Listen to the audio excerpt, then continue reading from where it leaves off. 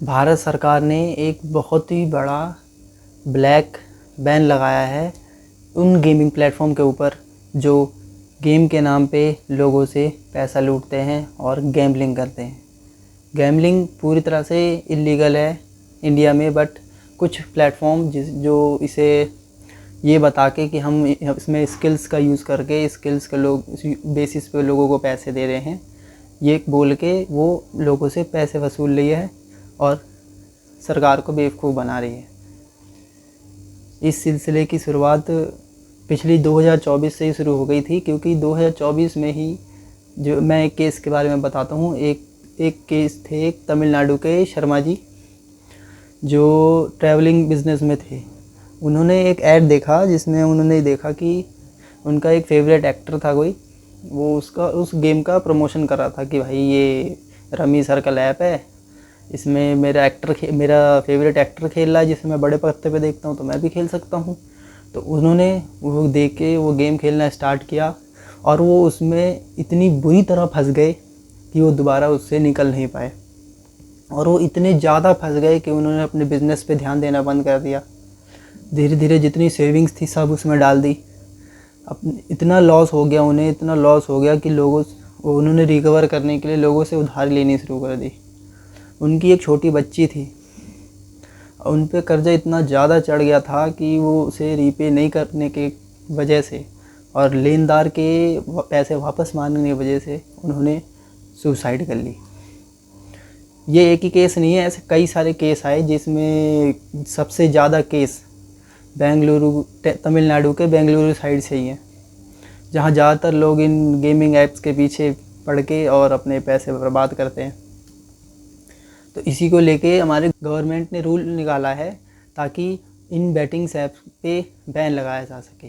ऐसा नहीं है कि सारे गेमिंग ऐप ही बंद होंगे। कई गेमिंग ऐप ऐसे ही है जिसे सरकार प्रमोट करती है, जैसे कि ई स्पोर्ट, पबजी वगैरह हो गए, फ्री फायर हो गए। आज के टाइम पे हमारा ई गेमिंग प्लेटफॉर्म भी बहुत ग्रो कर रहा है और सरकार इसको भी ग्रो करना चाहती है। लेकिन जो ये मनी लॉन्ड्रिंग करते हैं ई स्पोर्ट के नाम पे, इनको बैन करना ज़्यादा ज़रूरी है, क्योंकि ये लोग स्किल्स के नाम पे लोगों को लूटते हैं और फिर लोग इसको पे नहीं कर पाते हैं और वो सुसाइड करते हैं। गवर्नमेंट ने इन केसेस को देखते हुए इस बात को रखी। I rise to move that the promotion and regulation of online gaming bill 2025 be taken into consideration. इन पिछले 11 वर्षों में भारत में डिजिटल टेक्नोलॉजीज बहुत तेज़ी से फैली है, नई टेक्नोलॉजी डेवलप हुई है और टेक्नोलॉजी के कारण देश की एक नई पहचान भी बनी है। स्टार्टअप इकोसिस्टम आगे बढ़ा है। माननीय अध्यक्ष जी, टेक्नोलॉजी से कई लाभ हैं। ऑनलाइन डिजिटल टेक्नोलॉजी से संबंधित एक सेक्टर ऐसा है ऑनलाइन गेमिंग, जो एक बहुत महत्वपूर्ण सेक्टर बना है। इस सेक्टर में 3 सेगमेंट हैं। प्रथम सेगमेंट है ई स्पोर्ट्स का सेगमेंट, जिसमें स्ट्रैटेजिक थिंकिंग बढ़ती है, टीम में कोऑर्डिनेशन करना सीखता है व्यक्ति, कल्चरल एक्सचेंज करना सीखता है और दुनिया में एक बहुत नए तरीके से ई स्पोर्ट्स का बढ़ावा हो रहा है। दूसरा सेगमेंट है ऑनलाइन सोशल गेम्स।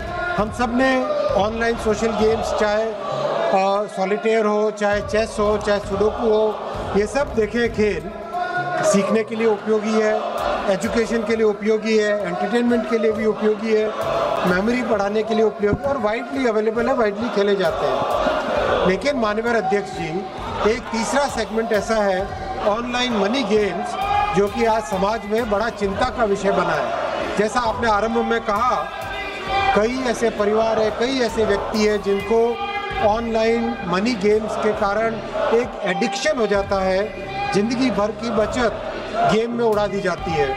फ्रॉड और चीटिंग एल्गोरिदम्स ऐसे होते हैं कि पता नहीं चलता कि कौन किसके साथ खेल रहा है और एल्गोरिदम्स ओपेक एल्गोरिदम्स होते हैं, हार निश्चय हो जाती है। फाइनेंशियल लॉसेस, माननीय अध्यक्ष जी, कई परिवार नष्ट हुए, एक्सट्रीम केसेस हुए, सुसाइड भी हुई। ये ऑनलाइन गेमिंग का विषय और माननीय आपने कई बार विषय उठाया है। प्रतिपक्ष के सभी माननीय सदस्यों ने इस विषय पर हमेशा मांग की है कि इस पर कानून बनना चाहिए और मेरे को लगता है इसमें सारा सदन एक मत है और इसीलिए इस कानून को लाया जा रहा है। अभी ये लागू नहीं हुआ है, लेकिन पूरी कोशिश की जा रही है कि इसको लागू करें। इसमें स्पोर्ट्स भी 3 तरह के हैं। एक है ई स्पोर्ट्स, जिसमें आपके पबजी आ गए, फ्री फायर आ गए, ये सब आ गए। और एक आता है फैमिली गेम्स आ गए, जैसे लूडो वगैरह हो गए। और जो ये तीसरे नंबर पे जो स्पोर्ट है ना, ये मनी वाले, इनको ही सरकार बंद करना चाहती है, क्योंकि यही पैसे को लूट रहे हैं। और ज़्यादातर ये गेम्स, ये कंपनियां क्या कहती है कि हम स्किल्स के बेसिस पे लोगों को टीम बनाने को कहते हैं और पैसे उन्हें देते हैं। तो इसमें वो लोग तो हाईलाइट हो जाते हैं जो लोग इसमें जीत जाते हैं किस्मत से, लेकिन वो लोग हाईलाइट नहीं होते जो करोड़ों लोग, लाखों लोग इसमें हारते हैं और हारते ही जाते हैं, इनके ट्रैप में फंसते ही जाते हैं, और सरकार इन पे बिल्कुल ध्यान नहीं देती, ना ही ये हाईलाइट होते हैं। और ये इस गेम में इतना डूब जाते हैं कि इन्हें लोन लेना पड़ जाता है अपने लोन को रिकवर करने की चाहत में, लेकिन ये लोन रिकवर नहीं कर पाते। तो इसी को बंद करने के लिए सरकार ने रूल लागू किए हैं, ताकि ना ही कंपनी जो ये गेम चलाती है वो बंद हो जा वो उन पे नकेल कर सके। साथ ही साथ वो जो इनका प्रमोशन करते हैं, यानी वो इन्फ्लुएंसर्स, उनको भी इस बार नहीं बख्शा जाएगा, क्योंकि इसमें सरकार ने कई सारे फाइन और पेनल्टीज़ लगाई हैं, ताकि लोग ई स्पोर्ट ये गैम्बलिंग के जो ऐप्स हैं इन्हें प्रमोट ना कर सके।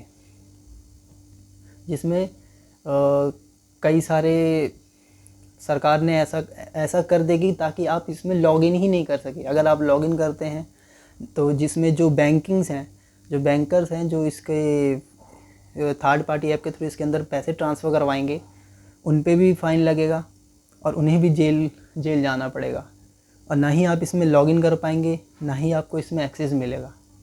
इस ऐप का यूज़ करते हैं या ऐप बनाते हैं, उस पर का फ़ाइन और 1 साल तक की जेल हो जाएगी। और दूसरा, अगर आप इस ऐप को बनाते हैं और इसको पब्लिश करके एडवर्टाइज़ करवाते हैं, तो भी उसमें आपको 1 करोड़ का फ़ाइन और 2 साल की जेल है। और आप अगर एज ए इन्फ्लुएंसर आप इसको अगर प्रमोट करते हैं, तो भी आपको इसमें 2 साल की जेल और 2 करोड़ तक का जुर्माना देना पड़ सकता है। और ऐसे ही नहीं, और अगर आप ऐसा कुछ और हाँ, ये बता दूँ, ये मेनली है कि ये नॉन बेलेबल है। कई लोग ये सोचते हैं कि हाँ कोई नहीं, हम जेल में चले जाएंगे, बेल तो मिल ही जाएगी, बट ये नॉन बेलेबल है। देखिए ध्यान से, इस पे लिखा है नॉन बेलेबल। और लास्ट है कि आप कई लोग ऐसा करते हैं कि मतलब गेम बनाते हैं, पैसे लाते हैं और जेल जाते हैं, और मतलब अपनी जगह, जैसे ड्राइवर हो गया या किसी के जो गरीब होता है उसको बोल देते हैं हम आपकी फैमिली को इतने पैसे दे देंगे, तुम हमारी जगह जेल चले जाओ। तो ऐसा करने पे 5 साल की अलग से जेल प्लस एक्स्ट्रा फ़ाइन लगेगा इनके ऊपर करोड़ों में।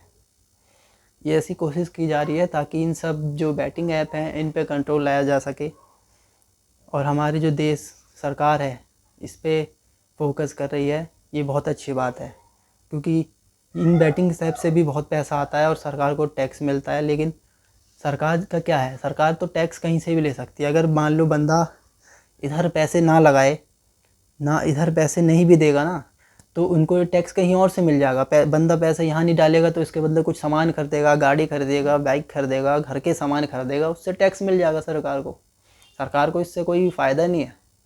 लेकिन आपको इससे नुकसान ना हो, इस पर सरकार ध्यान दे रही है, ये बहुत अच्छी बात है।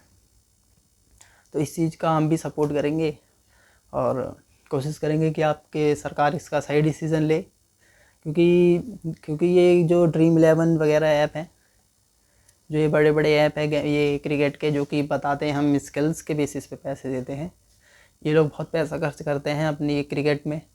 जो लोगो भी देना रहता है इन्हें अपना प्रचार करने के लिए, Dream11 का, माई सर्कल का, इसका उसका, इन सब पे नकेल कसी जाएगी, क्योंकि ये सब एक तरह से गैम्बलिंग में ही आ गए। तो देखते हैं आगे क्या होता है। बाकी आप और इन्फॉर्मेशन के लिए बने रहे लकी शाह के साथ।